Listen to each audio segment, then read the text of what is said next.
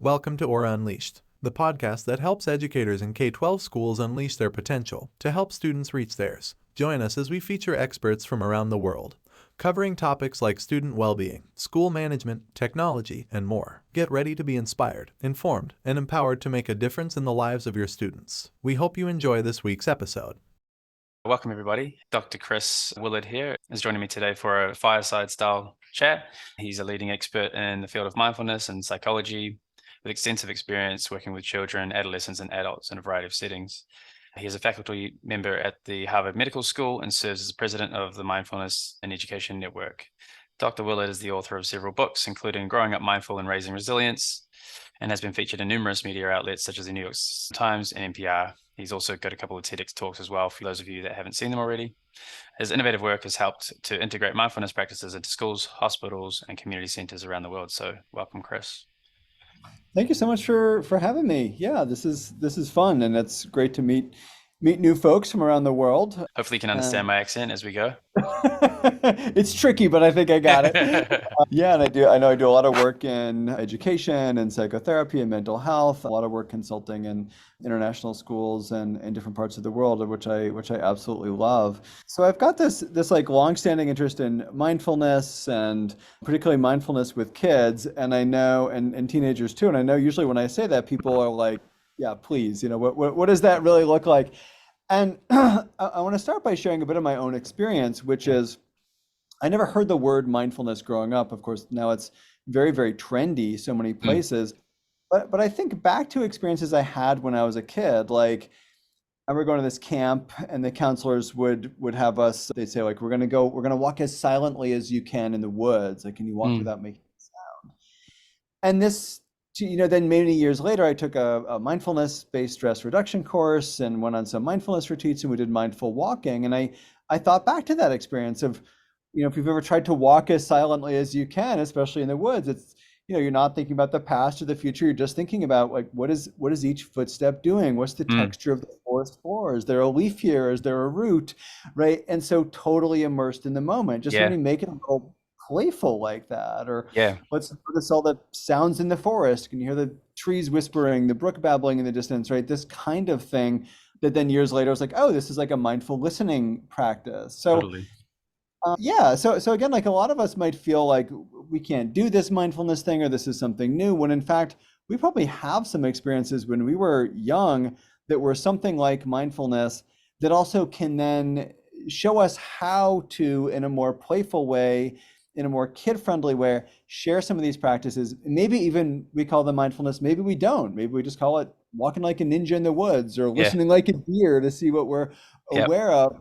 But this teaches basically that same lesson of focus and attention and awareness, and it's still activating our prefrontal cortex and quieting down our limbic system and doing all of these things that we really want it to do. So these are the ways I think of as starting to get the teaching going. And then years later, I was at college or university, as a uni, I'm sure you'd say, right? And having some of my own challenges around focus and attention and anxiety and depression, and I ended up getting more formally interested in mindfulness, took that MBSR course, went on a retreat with Thich Nhat Hanh, and found this really transformative. So at that point, I thought, I didn't know what I wanted to do, but I worked as a teacher for a few years as a special education teacher.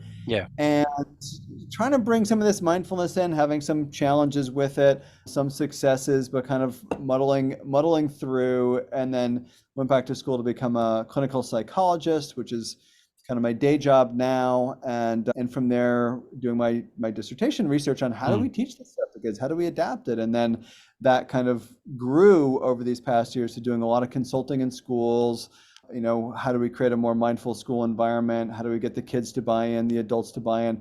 What are the benefits? So doing a lot of writing on that, speaking and training on that, and doing that, trying to keep up my own practice too in my own life. So that's sort of the story of how I got started with this. Yeah. That's awesome. And how is, you mentioned that those earlier childhood memories of those kind of experiences, but then you went on to study psychology and things. How has it now? And you mentioned that you had attention maybe attention issues, would you call it, or deficit or what have you. How has it now impacted your life personally, implementing mindfulness and meditation, I suppose? Yeah, I mean, I think one thing I saw was my anxiety went way down. My depression got a lot better. Mm, I stopped some other bad behaviors that I was engaging in, kind of more addictive substance behaviors, things like yeah. that. And then start to feel just a lot more creative flow Mm, with just feeling like life felt a lot more meaningful for yeah. me at the personal level. Like, oh, I was enjoying these things. I was suddenly having new insights, new creative ideas, which have clearly paid off. I've done a lot of writing. I've done a lot of creative, I love, being creative. So it Yeah. feels like it ended up really paying off. And for years, I spent a lot of time in my 20s taking mindfulness courses, sitting on the meditation cushion every day, going on retreats whenever I could, Mm, things like that. And to be perfectly honest, I had kids 8 or 9 years ago. Life got busy. It's like some of that, going on retreats is much harder than it used to sure. be. Yeah. But finding ways to then practice with my own children, bring this in when I do have time in my life, has just been incredibly helpful for, again, my anxiety, my focus, my stress. And I think for me personally, what I really love is the kind of creative payoff here, getting new perspectives on things, feeling inspired with new ideas. All of this kind of thing has been really, really important to me, as well as feeling like I've got the attention span that I didn't used to have, where Yep. now I work a lot. I continue to have a very scattered attention span because maybe, Yeah. it's like, oh, I'm teaching and I'm working and I'm writing and I'm being a therapist and I'm being a dad Yeah. and I'm right. So maybe I found something that fits for me, but a little column A, a little column B in terms of, how I've managed to help this fit into my life, and also how it's helped me be my best Yep. and do many different things. And I like to think I do them all pretty well. So I feel like it's been really important for me and for the people around me also, that I've practiced Yeah. meditation and started in on this path too. So, yeah. For sure. I mean, I read one of your the resilience book, and it mentioned about how you it was kind of a donation to your parents, or well, Yeah. yeah. Yeah. But you mentioned about attention deficit. It's a big one. Just kind of, I'll get on with the rest of our conversation. But attention deficit is a big one in our schools, particularly. We got clients all over the world, but particularly in Australia and New Zealand, there's a general kind of sentiment that the attention deficit disorder is kind of, what do you call it, diagnosed or kind of labeled a lot frequently these days. And how do for I suppose students and families alike, like when something can be cured or at least managed with a pill, how does something like mindfulness and things, maybe you could speak to that a little bit, and how you can maybe open people's mind or eyes a little bit to how mindfulness can be used as a substitute or even as a additional concept. Yeah. Yeah. And I think, it's interesting that I think that the States, the US, the US, obviously, Australia, New Zealand, a few other parts of the world have, I think, a higher diagnosis rate in terms of ADHD. I was actually just talking about this with somebody, but there's some theory that also, like, the folks who maybe decided to come and move halfway across the world to, it's like you got to True, be a little impulsive to do that. true. Or both, Australia, New Zealand, and the US, there was a lot of penal colonies, maybe people Yeah, that, were a little impulsive in some ways. So, there's some, maybe there's some genetic thing going on, about the so-called New World as well, which can be either, amazing, ADHD can be like, a amazing ability to superpower. focus, Yeah, it can be the superpower, and also in some jobs, in some school settings, can be just so hard. Our attention is fragmented in so many directions. What's been amazing is seeing some of the research on ADHD, where mindfulness activates in the brain is right behind the forehead, which is mm, called the prefrontal cortex, and yes. that's where ADHD lives, or that's where attention doesn't live, basically, would be another Mm, way of putting it. So we really are working out that muscle. And in our brains, we have what we call neuroplasticity in our brains, which is like our brains really are like a muscle, yep. right? If I do this, right, the muscle gets activated, the biceps and triceps get bigger if I do this enough. The same is true in our brains. Okay. So when we activate these parts of the brains again and again with focusing practices, attention practices, mindfulness practices, we actually build the part of the brain that actually has a greater attention capacity, a greater capacity to suppress impulses, suppress distractions, have what we call sustained attention and Mm, selective attention. I sort of delineate those as like Sustained attention is, can I keep focusing on the teacher for 45 minutes? Selective attention is, can I focus on the teacher and not on like, the spitball going past my head, or the note that gets past me, or the text that is buzzing in my pocket. And both of those we know change. The other thing that's really interesting about ADHD is with kids in particular, this woman, Susan Burgels in Amsterdam, she's done a lot of the research on ADHD and mindfulness, especially on kids. And she finds one of the best ways to have an impact on kids is not just when kids practice mindfulness, but the adults around them practice mindfulness. Yeah. Best predictor actually for kids with ADHD is whether the dad starts practicing mindfulness, which is kind of amazing. So, any dads out there listening, it's bad news for us. It's good news for us. But again, having that environment that's a little bit settled genetically, but I know we're talking more about schools here. But again, even just short practices, and we often say like, kids are, running around all over the place, or especially ADHD. How do we adapt? And I do think like play, movement, we're chatting about sports, before we got started, right? That movement-oriented practices are helpful, making it playful. This study I really love, Lev Vygotsky, who some of us might know, a child development guy, zone of proximal development, scaffolding, that kind of thing. He was trying to get 8-year-olds to stand still. Yeah. An 8-year-old at home, I didn't have to read the study to know how it ends, right? So he says, get together, stand still. And of course, they're running around all over the place, 5 minutes later. And he calls them back in. He says, I want you to stand still as long as you can. But this time, can you imagine that you're like a knight guarding a castle? And like just by getting playful, now the kids actually stand still for like 10 or 15 minutes. Yeah. It's these little ways, like how do we make it playful? How do we make it fun? How do we make it not do mindful walking? Because kids roll their eyes, you want me to walk like a zombie, right? It's walk like a ninja as silently as you can, right? Yeah. These kinds of just ways of making it fun, right? That's actually how we engage kids who are struggling. Or another thing I do with kids who struggle with attention, again, kind of back to that, listening to sounds when I was a kid, but like, actually we can do this together if you want, Paul, but like, just take a moment. We'll like listen to the sound of the bell as it fades. And then again, like you've got superhero listening abilities. Like what's the farthest sound you can hear right now? Can you hear the birds outside? Can you hear the cars going by? And then noticing those and then coming in a bit closer into the building. Can you hear footsteps? Can you hear voices in the hallway or elsewhere in the house? And then coming a bit closer into the room. Can you hear the air conditioning or the computer creaking of the chair? Then noticing your own breath, sounds of your own breath. And then seeing any sounds from inside your body, your heartbeat, or even sound of your thoughts. And then just bring your attention back out. I'll ring the bell again. And just listening until the bell sound fades again.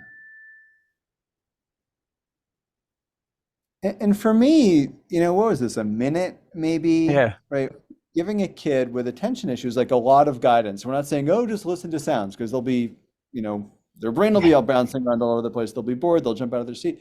But we're saying start with something far away. And for a kid with attention deficit, like they're already focusing on the car or the motorcycle. It's like, what color is the motorcycle? Where's it going? Is it going north or is it going south? Is it a purple motorcycle? Like, are you supposed to wear a helmet? Like, what's the deal with those other helmets? Like, if they want to talk to on the phone? You think motorcycles have I want a motorcycle when I grow up. Right? It's like meet them there. And then come a little closer. And now what we're doing is we're truly training their attention. Like now we're in the room with our attention, now focus on the teacher and notice your thoughts, right? That this kind of practice, it's meeting kids with their distracted minds. It's like, and then again, you call it ninja training or Jedi mind tricks or, whatever it is. And then it gets a little bit more fun. They're focused, right? And they can use that before the test or while they're out on the soccer pitch or, about whatever, and they need to get their head in the game, right? That these are the ways that they can use this to, in a fun way, regulate their attention, pay their attention, right? These kinds of things that we're telling them to do, right? And now we're teaching them how to do it. And that's so important for their learning and for their self-regulation. Now they've learned how to go from, being moving and still back to be, moving around or whatever and squirming, but how to be still in a different way. Mm. There's many ways to do this, but I think mindfulness is a good one for teaching kids how to self-regulate this way, how to regulate their attention in this way that can be really powerful and be fun at the Totally. same time. And does it, like on that note, how does it generally, is it just how does it translate over into academic performance? Is it because of the ability to focus and things like that increases and therefore, better retention of knowledge? Or yeah, how does it generally, from your experience, where do you see the most improvements in the classroom, I suppose?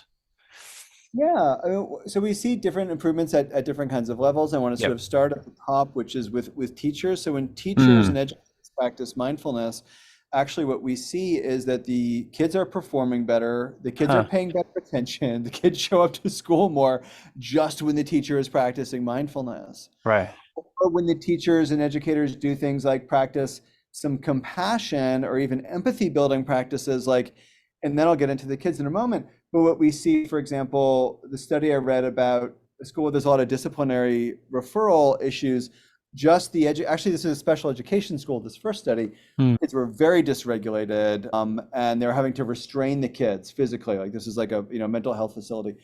What they did was they gave the adults in the community in this like residential school, basically mindfulness practice, the number of restraints went down Right. because the staff now was calm enough to think, how else can I de-escalate this situation besides just, we're going to have to restrain you. Boom, right? They could think, why don't I change my tone of voice? Why don't I respond in this way? Why don't I remember that training? Because when we're calm, then we can remember, what's the de-escalation training I had Yep. 5 years ago when I got this job, and not just, re-escalating the situation because of their own anxiety. So that's one. The other one I think that I find really interesting is that they asked teachers in this other school some disciplinary and behavior issues. Before you send the kids off, what we do in the States, we send them off to the principal's office or the vice principal's office. And I know this works differently in parts of the world. Before you send them off to suspended or to the principal's office, right, you gotta think of 3 reasons why the kid asked this way. You fill out a piece of paper, then you can send them to the principal's office. Right. What happened was they would start to then think, why is this kid acting this way? It can't just be because they're a pain in my Yeah. butt or whatever. I don't know what language we can use here, right? But it has to be like, okay, maybe they're hungry, maybe they have ADHD, maybe they didn't sleep last night, maybe they Yeah. got bullied in class. The When we influences. do that, exactly, then we can come up with a better solution for how do we deal with this kid's misbehavior with, Yeah. here's a granola bar, or why don't you put your head down? Why don't you go to the nurse's office, take a nap? Or do you need to chat with someone for a minute, right, before you're then regulated again? And they somehow, because I was first like, well, of course no one wants to fill out that paperwork, so of course they're gonna, not send them off. But it actually really, they accounted for that variable somehow. The number of disciplinary referrals really did go down. Oh, awesome. And then you teach this stuff to the kids themselves. What we see is they are able to focus for longer. They are able to perform better academically. Test scores go up. And actually, for like, the kids it makes the biggest impact on, this one study by Lisa Fluke, who works with Richie Davidson at University of Wisconsin, like the kids that were lagging behind on executive functions, which is kind of the ADHD kids, that those kids actually made the most improvement to be closer to the middle of the pack. Huh. The kids that were fine, they made some improvements, but the kids that were the furthest behind actually made the most improvements. Wow. In terms of attention and self-regulation. So it was like really, really cool to see this. And then another friend of mine did some brain scans of kids where they saw the more reactive part of the brain, the amygdala, like the big emotions part of the brain, that part of the brain actually got less active in middle school students after a few weeks. So not just kids being like, I like mindfulness, or teachers being like, I like mindfulness, but we see this really objective changes in kids and in test scores too. And I think performance anxiety is such a big one for kids. So if they can self-regulate before a test, before, public speaking, the book report, right, at any age, then we see the scores go up because recall goes up and critical thinking goes up and all the brain is active, right, in terms of the whole brain being active when they have to sit down for that high stakes exam or the T's or the IBs or whatever part of the world folks are listening from, levels, A levels, or whatever it might be. I mean, is that, just a side note, is it a concern that we're quietening the amygdala? Isn't that a source of its own power as well? I mean, so the amygdala, like what I like about the studies that tell us that the amygdala gets quieter is it doesn't, the metaphor I often use is it's like, when I was in my 20s, I had like, super cheap gross apartment with my friends, and we had one of those Same. smoke Yeah. alarms that went off. Like, it's like you burn the toast and the smoke alarm goes off. So we're 25. We're like, let's just like rip the batteries out of the smoke detector. Like that'll fix the problem, right? What we're not doing with mindful, we're not ripping the batteries out of the smoke detector when we Yep. change the amygdala. We're recalibrating the smoke Awesome. detector so it goes off, When to use right? its power and Right, exactly. Like when a bus cuts us off, not when we walk into the cafeteria and we don't know anybody. It goes off not when the teacher writes pop quiz on the board, but when, something dangerous is actually happening. And so that's what we really want. And we don't want kids to be so relaxed either that they're like falling asleep at exam time. We want that like the metaphor, I think it's John Kabat-Zinn says something like mindfulness is falling awake, not falling asleep mm, to be awake. We want to have the brain activated. The nervous system needs to be active to stay motivated, to perform, but not so active. Sort of, we actually want to be as like a 6 or 8 out of 10. yeah. Above 8, the brain shuts down. We choke, right? It's kind of how we Yep. talk about it in sports here in the States, right? But that's kind of what's happening. We've had that experience, all of us. We sit down for a test or a job interview or first day we're teaching, not just the first day of class for the kids. And we're like, oh my gosh, what was I going to say? I had all these plans. I can't remember. Right. That's what happens when the brain is overwhelmed. And so we got to help kids regulate themselves down Mm, through breathing, maybe through mindfulness. And again, finding these ways to regulate the breath, yep. or in turn, regulating the body and the brain and the nervous system to focus better too. So those things I think are really helpful Awesome. too, and pretty quickly helpful. Yeah. Yeah. And so one of the big things that our clients and schools all alike wonder about with this, like, I don't think there's any rejection of the concept, I'd say, these days, but how can schools and families implement mindfulness? Like, what are some strategies to try and get it into the classroom? I think it depends on the level and age of the kids. And Yeah. so with really little kids, my friend Daniel Retchoffen and I, we did a book a few years ago called Alpha Breaths. So it's an alphabet book of breathing. So it's like A is the alligator breath. You can breathe in. That's cool. Yeah. Jaws and breathe out. We have B is the butterfly breath, which I have a 5-year-old daughter. She calls it the rainbow unicorn princess mermaid butterfly breath, but it's like breathing in and breathing back out, just flapping your wings. And then what we're doing is we're slowing our breath down to about 5 or 6 breaths in a minute. Mm, We're deepening our breath. We're actually, we when the oxygen hits the nerve endings in the bottom of our lungs, it sends a signal to calm down. It sends a signal that you're safe enough to focus on the long term. yeah. And so that's, again, kind of regulating the breath in these different kinds of ways that, again, for little kids is fun. Or like the hot chocolate, like breathe in smelling, Mm, blow out, going off. mm, So for little kids, they can learn a breath practice, or they do some ninja walking or something like yeah. that around the classroom, circle time, right? This or that. As kids get older, right? Maybe it's counting breaths, like breathe in for 7, breathe out for 11. Teenagers with breathing, a friend of mine taught me this. If you just lean back in your chair with your hands behind your head, you might notice it's very hard to not breathe deeply and slowly. Mm, And so no one has to know that you're regulating your body and your breath and your nervous system. Just every few questions on a test, lean back. mm, And for educators, I was actually working with it. It was wonderful. When I go into a school, I like to work with everybody. I work with the teachers, with the parents, with the student leaders in particular. yeah. And then they were saying, like, what if the teachers like just, put signs around that said, like, or signs around the classrooms and the hallways that said, like, lean back or let out a nice long silent sigh. Or if they said, every 3 or 4 questions on a test, just like, remember to do a 7-11 breath, remember to feel your feet on the ground, remember to notice 3 sounds, like that would keep us calm throughout. Yeah, I was like, I Yeah. love it. Yeah. Brilliant, right? And then bringing it into, it's reinforced by the soccer coach or the football coach or footy coach or Yeah. the cricket coach. I'm looking at, Asia and these other parts of the world, right? But these, the athletic coaches, and it's reinforced by, Mm. whoever's teaching debate and public speaking, and Mm. it's reinforced by the counselors doing mental health, and it's Yep. music teacher is saying, like listen to this song, whether it's a rock and roll song or a hip hop song or an orchestra, and for the whole 10 minutes, 5 minutes of the song, just focus on one instrument. Mm. Your mind wanders off, just bring it back to that one instrument. That's a really amazing mindful focusing practice that I do myself because I Yeah. find breathing boring. Like, Yep. so like if I'm feeling like procrastinating or I can't get my head settled, it's like I'm gonna put on my favorite song and just listen to that like piano sample through that song.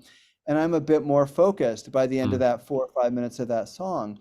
So Mm. it's finding these ways to bring it into whatever it is that we're teaching the kids and make it fun. Mm. And that, again, everyone can bring this in somehow, whether it's the health teacher, whether it's the coach, whether it's the music teacher, whether it's the English teacher saying, let's write our own visualization exercises or write a poem, whether it's the history teacher talking about, social studies and, meditation in different parts of the world, whether it's the science teacher giving a little brain lesson, or the psychology teacher. I had a kid who was taking psych, like a AP, which is sort of like IB, Yeah. Yeah. psychology class.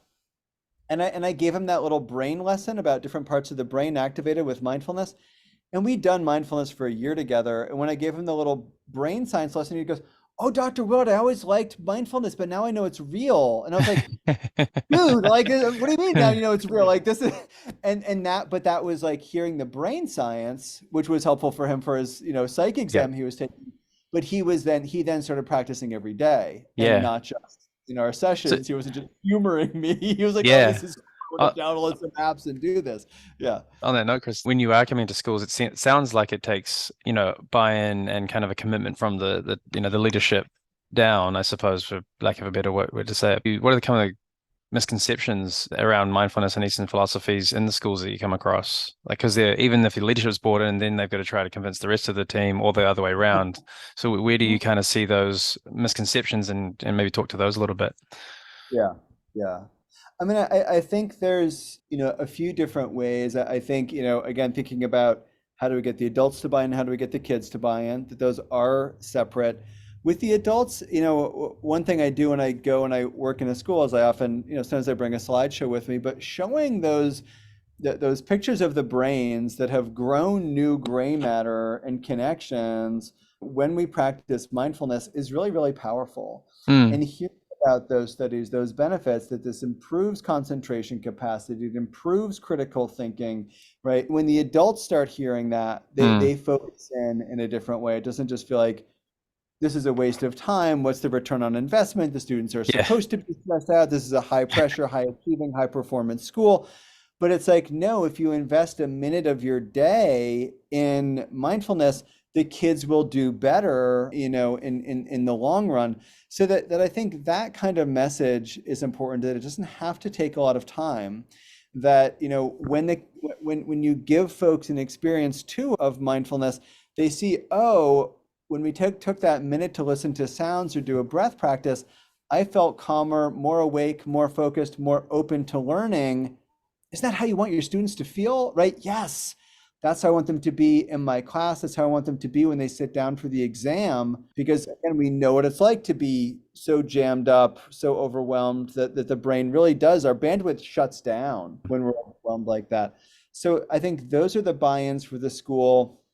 And then with kids, it really is thinking through, like, as we were talking about, you were mentioning Phil Jackson's book, who taught who The coached Bulls and the the Lakers. Yep. Bulls and the Lakers, right? I've been excited. The World Cup just happened. I do a lot of work in Mm. Argentina, actually, and they were telling me last time I was down there, like, Leo Messi got so bored in the pandemic, he got into mindfulness. I was like, okay, I'm taking this everywhere in the world, right?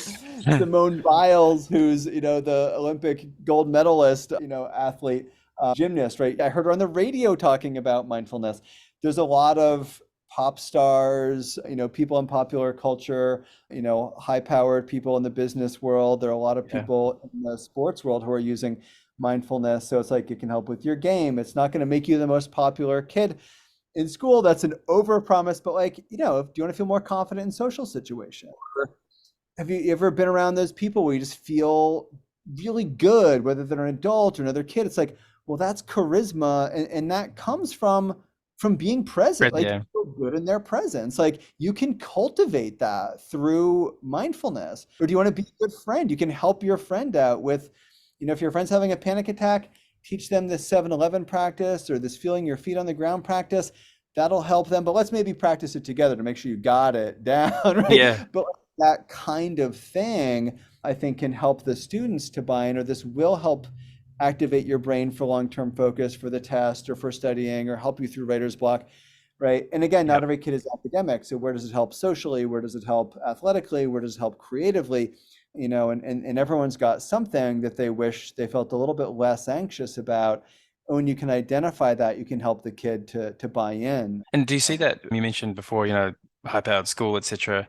Do you see the differences across different schools and socioeconomic bands, I suppose, because we work with schools all the way along the spectrum. But yeah, do Yeah. you see different difficulties in the different types of schools, I suppose?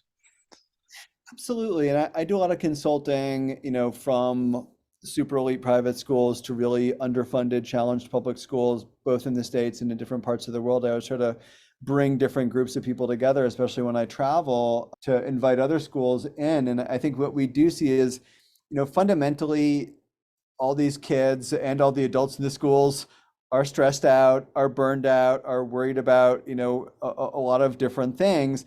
But worry affects us all in the same way, right? Whether it's in the States, kids in even elite schools worried about things like school shootings, or worried about college admissions, right? Or worried about climate change, or other things like that, or whether it's in other neighborhoods where kids are worried about where their next meal is coming from, or they're facing poverty, or facing, massive amounts of trauma from their families, or neighborhood violence, or things like this, or political violence and upheaval, which we see, of course, all over the world, right? But all of our nervous systems are deeply impacted by that in ways that make it very difficult to learn, very difficult to sit still, right? We know that trauma, large and small trauma, disrupts the nervous system, disrupts the ability to focus, disrupts impulse control, comes out as different kinds of behaviors that we can think of as really trying to seek safety and stability in some ways, but they come out as, disruptive behaviors. And it looks like this kid's trying to ruin my lesson plan or screw up my class. That's why our own empathy is important, and our own practice of mindfulness to remain steady and stable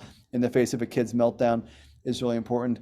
And then I think just like it's the language that we use, right? Is it, some kids are like, I'm never going to college. Being a good student doesn't matter to me. But okay, well, maybe the buy-in then is around, do you want to feel more, a little bit more calm and safe in social situations, or hold your ground and feel like you've got internal safety, even if you don't have external safety when you're walking through your neighborhood on the way home or on the bus ride home, right? Like that kind of thing. Or do you want, if you're going to just, I don't want to say just, but like if you're this is a kid that's maybe going to, maybe join the military or go straight to trade school, but this could help them, stay focused, stay calm in the face of another really stressful situation, like being on top of a building doing construction, or being in a war zone in training. This could be really important in terms of resilience, compared to a kid who's maybe going to be in a different stressful situation in medical school or in law school, or in, high stakes, testing environment as they go to,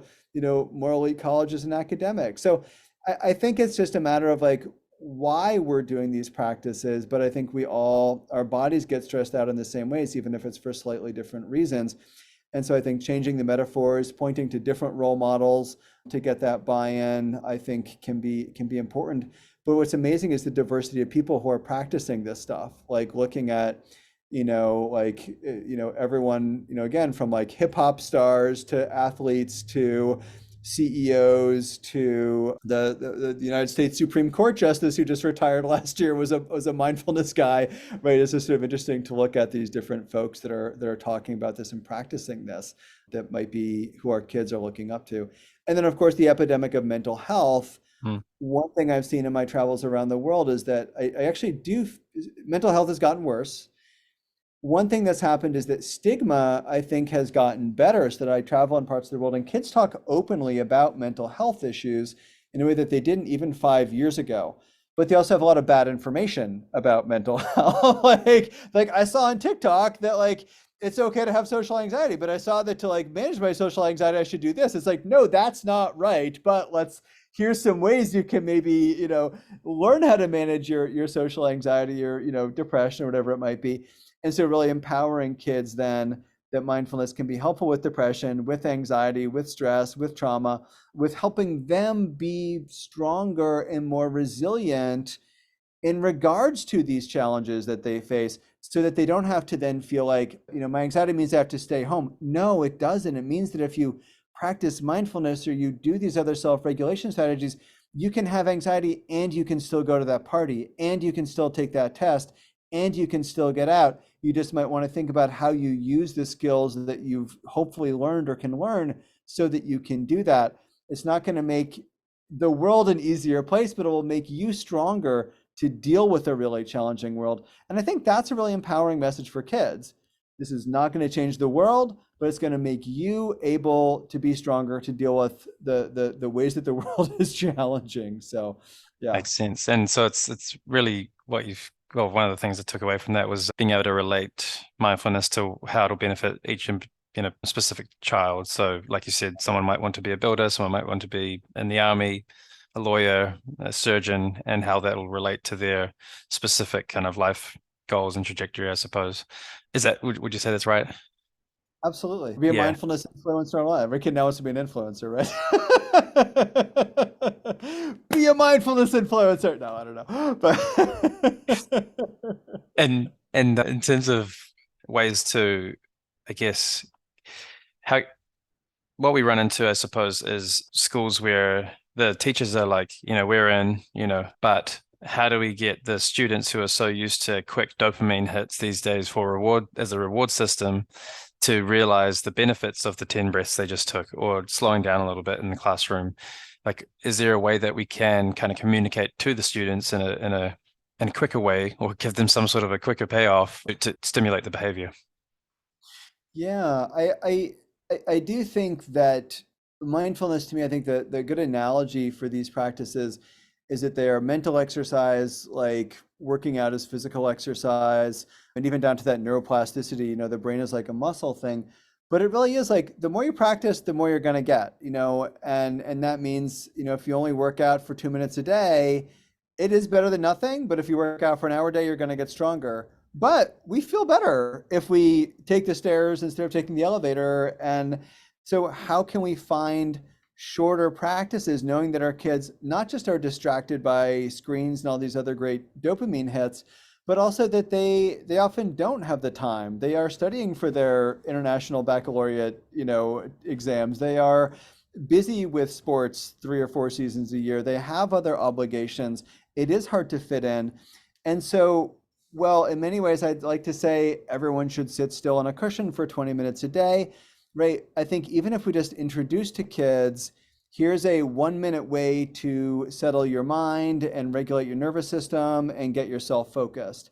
Here's a 1-minute way to bring your anxiety level down so that you can focus on what the teacher is saying. Here is, a 1-minute way or a 4-minute way to listen to music more mindfully that can help you settle in so that you can start to then learn. And it's sort of like a healthy procrastination, or it's a better break for your brain and body than checking out with video games for 5 minutes that are then hard to get back to your homework afterwards, right? So I think when we introduce it in a way that's, and in some ways I talk about like it's just like, in school, like kindergartners don't learn calculus, right? Like they learn 1 + 1, right? And in some ways, not every kid needs to grow up to develop a half an hour practicing going on retreats, as I love to do, as these practices have been important for you, Paul. But it's like, even if they get the 1 + 1 version of, here's a minute of breathing, I can tolerate a minute of silence by noticing sounds or feeling my feet on the ground, and just like not every kid needs calculus, right? Like that actually, and you can still live the life barely passing calculus as I did, right? We can think about teaching some of these skills in ways that are developmentally appropriate that also can be like maybe still by 10th grade or when they're 15, they can look back and think, 3 breaths just really helps my head back into the game. Noticing 3 sounds really gets me where I can sit in my seat through the class for longer without jumping up and running around and shooting the spitball or passing the note or grabbing my phone. Or even that I know that my phone is a distraction, but maybe I pick up my phone 100 times a day. Maybe that's 100 times I can take 3 breaths and feel my feet and then check my phone, right? Like even that is something that's better than nothing. And I think that in that way, for some kids, again, not every kid has to be a calculus kid and go on to learn, advanced math. But it's like some kids will start with butterfly breaths and they'll go on to, teach mindfulness and be a monk or who knows what, that'd be great. Other kids will learn a butterfly breath and they'll, just use that for the rest of their life and that's fine, right? I think when we change our expectations around it too, that every kid just needs to learn enough to be helpful for them, that I think that's the way that we teach it to our kids as well, because we are going to be fighting for their attention, not just from video games and TikTok, but also from the very real and important distractions of relationships that they have to have, the chores they have at home, all these other things that are really time consuming. We know our teenagers are really overscheduled. We know that they're overbooked. We know the most stressed out age demographic is actually teenagers in the US. I think that's true around the world too, right? It's real. So it is maybe just finding a minute or two here, a minute or two there that maybe they build on later in life, or maybe they don't, but they have a positive experience. And that's mostly what's important. Yeah. And for those that are watching, or, if you're a teacher with a classroom, I suppose one of the things with physical health, like might have taken the priority, is that we can quite clearly see, and this is a generalization here, but if we're out of shape or we haven't been exercising, physically, our bodies change. From a mental health standpoint, going back to physical health, everyone should be doing some sort of maintenance on a day-to-day basis or a few times a week, etc. But on a mental health note, how would someone know, like if you're a teacher with a classroom or if you're noticing your students, like what are some signs that, hey, maybe the student we need to take more of a focused action on this particular student or on myself? Yeah, I think the things that we want to look for most, and this is other work I do a lot consulting around mental health, is larger changes over time and more sudden changes. So everyone has their bad days. Everyone gets anxious before. If you didn't get stressed or anxious before a test, right, you're a sociopath, or you're like the best student in the world, or you don't care at all, right? We're supposed to feel some stress, right? We're supposed to feel sad when sad things happen. We're supposed to feel disappointed when there's a breakup, or we get rejected from the school of our choice, or, we have to move, or parents get divorced, whatever. But it's when this settles in for a long time that we start to worry. So it's like, depression, for example, it's a set of symptoms like, difficulty sleeping, too much, too little sleeping, over, under eating, lack of interest in things that usually people enjoyed, right? And that's happening for more than a few weeks. But what's hard about teenagers is like, their sleep schedule is always kind of off. Their appetite changes a lot when they go through puberty. They're always eating more than they did when they were kids. A lot of parents are like, is my child depressed? They're not interested. This is the most classic one I get. My kid used to love karate. He doesn't do karate anymore. Like, is he depressed? It's like, no, he's 14 and it's kind of just the nerds that still do karate. Like, it's okay. Like, it's not he's depressed. It's developmentally appropriate. He's supposed to be hanging out with his friends now. Like, that's not a bad thing, right? Interests change, right? Anxiety, right? Is the anxiety keeping the kid home from school, keeping them, from taking the test, right? Making their brains so that they really can't study, right? Or is it just, more normal, right? Every kid thinks they're socially anxious. It's like, yeah, socializing is awkward. Being a teenager is awkward. Being an adult is awkward, right? But is the social anxiety keeping you from going out, right? Is it keeping you from making any friends, right? That's when we start to worry, right? So it's really like, how much is it disrupting the child's life? And then we have this COVID generation where kids haven't learned to socialize, haven't learned So like haven't learned to be around people. So what's the best treatment for anxiety? It's exposure therapy. What have they not been exposed to? Other people, school, challenging situations. So every kid I kind of think is a couple of years behind where they should be socially, a couple of years behind where they should be emotionally.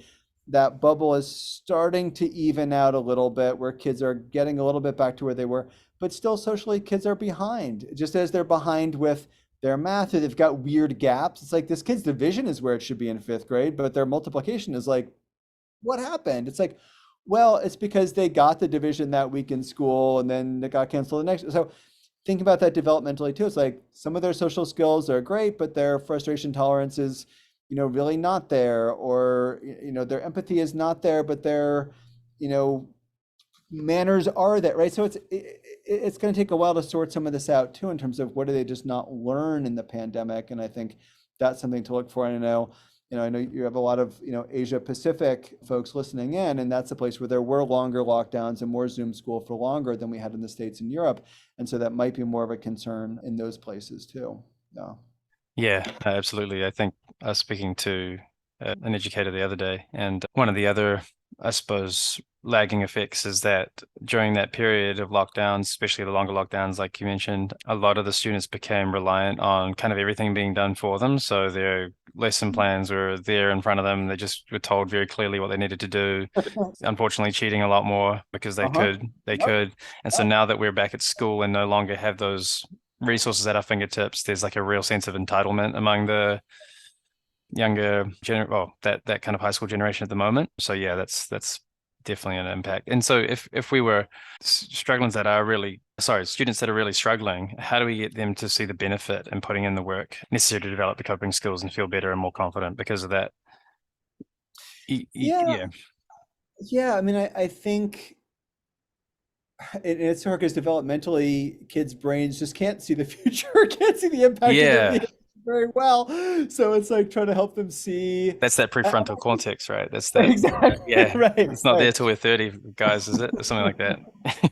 Exactly. Like 25, 28 actually in young men, which For is men, like, yeah. oh, I that's think not mine so just kicked in. surprising, Yeah. but like 25 for most of us. But I do think like helping kids, I think in some ways talking, like I think something like cheating, for example, like when we confront kids head on, like you cheated, that's, but even just being like, we know that a lot of you maybe took some shortcuts and just validating that, like, everyone's done it. We're not mad at you. What we want to know now is like where the gaps are, because like we're not able to tell because a lot of you cheated, or because I think some of you, like, I think even just sort of normalizing that, in some ways sounds really bizarre to do, but actually it helps kids then feel safe enough to say, I really don't know this.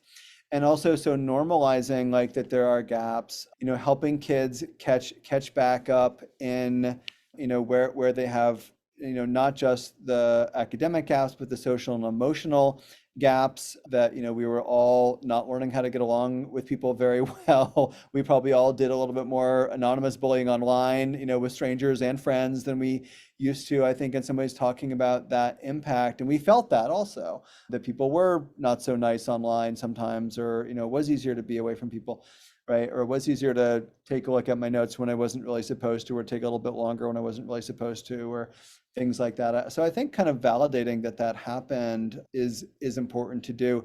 And then it can become just problem solving around, well, here's some of what you're missing, and here's where we need to remediate in some ways. But it's hard lessons to teach. It's hard lessons to learn for kids in terms of urging them to catch up, because they feel so much like, well, I should be at this level. I should be at this. And so I think just trying to keep normalizing just how much everyone didn't learn something. I mean, what you didn't learn was spelling, or what you didn't learn was your multiplication tables, and what you didn't learn was this. I think that can sometimes be a helpful, important reminder to help everyone kind of get back to the same page. And I think a policy that might be helpful for schools to adopt, if everyone's got their individual catch-up time as well as, their school-wide catch-up time. Makes sense. And for our audience that's watching, what would be some practical steps that you'd recommend now for educators and parents to take away that so they can implement mindfulness? If they had to walk away from your talk today and go, yeah, these are the 3 things I'd love to kind of bring into my practice.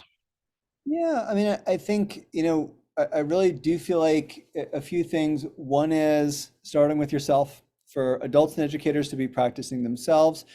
If you want stressed out, miserable kids, you just surround them with stressed out, miserable adults. If you want more mindful, present, compassionate kids, surround them with more mindful, present, compassionate adults. Like that's really important. Our self-regulation leads to co-regulation with the kids, which leads to their self-regulation in turn. So I think for our ability to manage our stress through mindfulness or whatever it is, so that we can show up and be present as possible, empathic as possible to the kids' needs, and as responsive, not reactive to what's happening in the school environment. So starting with ourselves before we then jump to teaching the kids. I think also the other thing I think that's really important is that we not see this as a classroom management, as a behavior management, as a disciplinary technique. Everyone's being, too loud, like listen to the meditation bell, right? Like that's not, the way to go with it. But what are the moments when everyone's feeling good? And that's when you maybe then bring in a practice or a logical moment of transition. We're going to ninja walk on the stairs as silently as possible, right? Probably those camp counselors are trying to just get me to shut up, right? But again, how can we do it in a playful way with young kids? And then really making it practical for them. And it doesn't have to take that much time. And I think it can be a part of, when we're cramming their heads for test prep, for the university interview process, for these other high stakes things, like here's also how to regulate your stress and your anxiety. Like before you go into the test, I want you to get a little exercise that morning, because actually exercise boosts cognitive performance. So there's some, like run up and down the stairs for 5 minutes and then go into the SATs or the IBs, right? And then also every 3 questions on the test, lean back, take a few breaths, press your feet into the ground, look around the room, see if there's something you haven't noticed before. Notice one of each color of the rainbow, or how many things do you notice that are the color of the green? These activate our prefrontal cortex again, get it back online, get us self-regulated. So we make it really practical and not time consuming in ways that kids can then carry forward, or on the soccer sidelines, or in the changing room, or backstage, before you go out on, sing your solo for the school play, or have your auditions or the debate program. So making it as practical as possible for kids, I think, is the other part of it. And then practices that I think don't have to be big ones that anyone else knows that they're doing. It's like, you go like this, no one knows that you're actually self-regulating. You take a few breaths, you notice 3 sounds. No one else knows that you're doing that except for you. And I think for teenagers who are so self-conscious, I think that's particularly important. So yeah, those are a few ways to bring this in. Yeah, thanks for sharing all of that. And if our audience watching would like to stay connected with your work and learn more, how can they do that? Absolutely. You can find me at drchristopherwillard.com, drchristopherwillard.com. You can find me on social media, which I preach the evils of all the time. You can find me there on Instagram and Facebook at Dr. Chris Willard, or on LinkedIn at Dr. Chris Willard, on all the usual social media channels. Awesome. And there'll be a winner for the book pack that we announced. Awesome. So that'll be coming up as well. So yeah, for those of you watching, if you go into Amazon, search Dr. Chris Willard, you'll see the list of books that Chris has written, and they're all very good. So thanks so much for your time today, Chris. It's been great to connect with you, and I've loved learning more about it. So yeah, can't wait to kind of keep in touch with your work and stay connected. Great. Thank you so much. Take care. Have a wonderful afternoon, evening, morning, whatever it is. Yeah. You have a good evening, Chris. Thank you very much. See you later. Bye.